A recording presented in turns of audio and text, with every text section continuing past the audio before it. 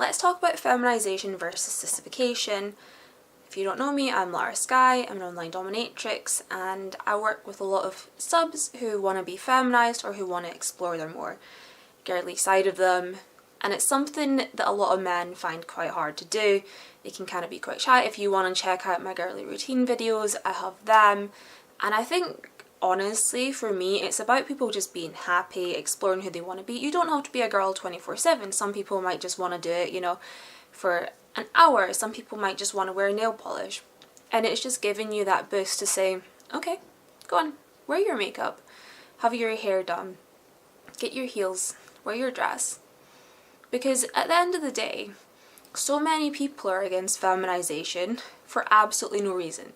Do they not want people to be happy? Why would you want to stop someone doing something that they might enjoy?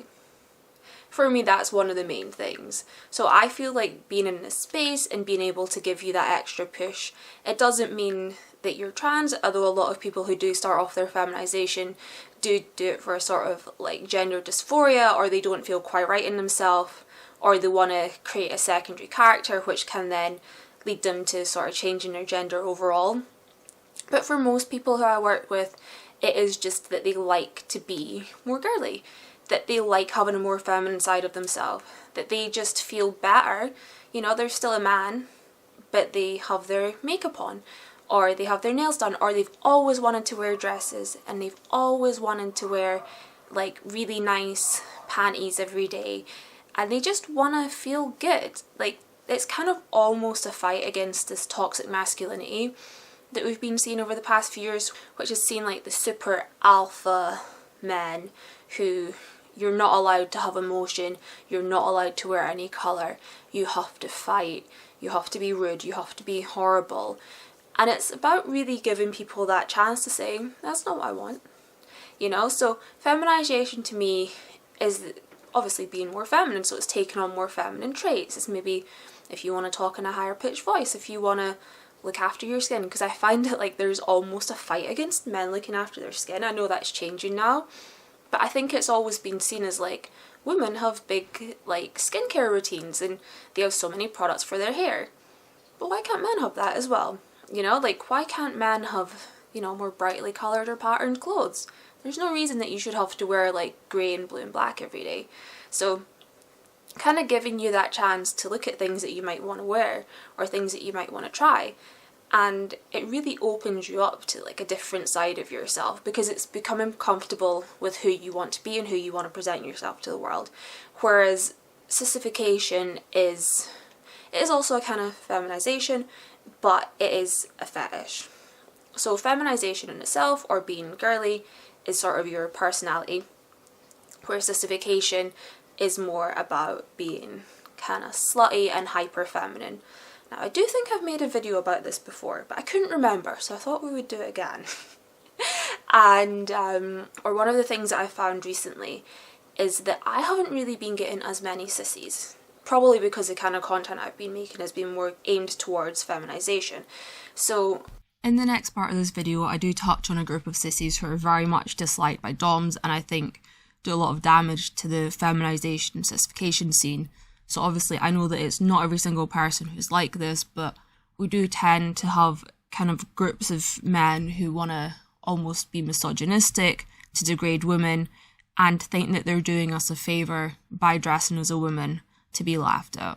And they can be very demanding. They sort of say, we don't want to pay for this service, we want a professional, but I'm wearing a dress, why would you not want that? So they can actually kind of form abusive cycles and all that sort of thing. So I have absolutely no intention of saying that's all sissies. I have so many lovely sissies, but in the next bit of this video I do talk a little bit about that kind of pipeline. For people who are sissies, they quite often want to be degraded, where people who are into feminisation almost want to empower themselves, and that's one of the differences in the mindset that I've seen. Obviously not all sissies want to be degraded, but they see femininity as embarrassing and they want to be degraded for it because they're not ready to accept themselves. So this is one of the reasons that a lot of people unfortunately do not like sissies, because some of the people can be quite demanding and it's almost like a toxic atmosphere where they're saying, well, I'm dressed up, I'm doing you a favour by wearing a dress, I want this, I want that, where obviously you can be bratty, there can be different parts of your personality, but when you're a sissy, it's about kind of being hyper feminine, being, I guess, almost forced into the dresses and the makeup. And there's also like the sexual side where you're being used and you're very slutty, but you're also kind of denied at the same time. Obviously I can't go too deep into that on YouTube. You'd be able to read a lot about it online, but yeah, feminization is your whole life and sissification can be part of that, but it's more like the activities that you would be involved in to me. I just wanted to add in here, whether you're doing feminization or sissification, you can have it either as a lifestyle change or choice, or you can do it as sessions, or even just something that you enjoy reading about. So it's very, very flexible with wherever you are in the journey and what you enjoy. So obviously I think that both feminization subs and sissies are totally valid in the scene. They sort of fulfill different parts of what people need, but they're definitely two very, very different parts. And you don't necessarily need to be a sissy to be feminized, or even just to explore a different side of yourself, which I do honestly find like a lot of people who come into like the submissive space, they will want to explore their gender, because this is something I've maybe touched on in other videos as well, but to me, like when you're dominant or submissive, you don't have a gender because you're like being that role at that point. So your existence becomes your submission, or your existence becomes your dominance within that scene. Like it wouldn't matter what gender you were. So I think once you get into that kind of headspace and you are playing with things that are maybe like higher risk, and you are playing with things that you maybe haven't before, kind of exploring yourself, getting yourself into like a different headspace. You might even want to do like some puppy play, so you might pretend to be a dog, or you might want to be a pony, that sort of thing. So it's about giving up sort of your preconceived ideas of yourself and then just letting yourself be happy and explore without having to sort of label it, which I hope I'm explaining this in a good way and isn't insulting to anyone. But yeah, for me there is no gender for subs or doms, like when they're actively being dominant or submissive. Yeah, so it kind of leads on to the whole thing of like objectification, where people might want to be, obviously you can be objectified, but you can also be made into an object. So you could be a lampshade, you could be a nothing. So there's a couple of different ways that you could play with the objectification phrase. And yeah, I feel like I'm going on a ramble, but I just wanted to make a quick little video about like feminization versus sissification.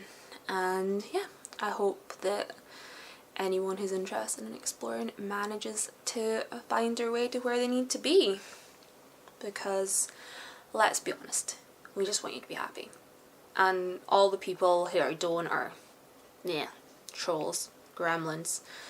They need to learn to let other people live their lives and stop being so concerned with things that don't affect them.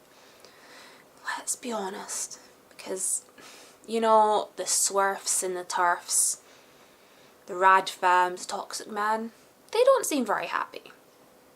If they had nice lives, would they really be bothered about you having fun? No. So yeah, you just need to make yourself happy. And the more people who are secure in themselves, and the more people who are openly being feminized or trying new things, who are openly into BDSM, the better it'll be for everyone. So although it can be a little bit difficult to start with, it is something that you just need to try and be open about and be confident about, because it will come as a change. It won't be instant, but hopefully over the next few years we will see a massive change in the way that people kind of perceive this stuff, and it will become more friendly.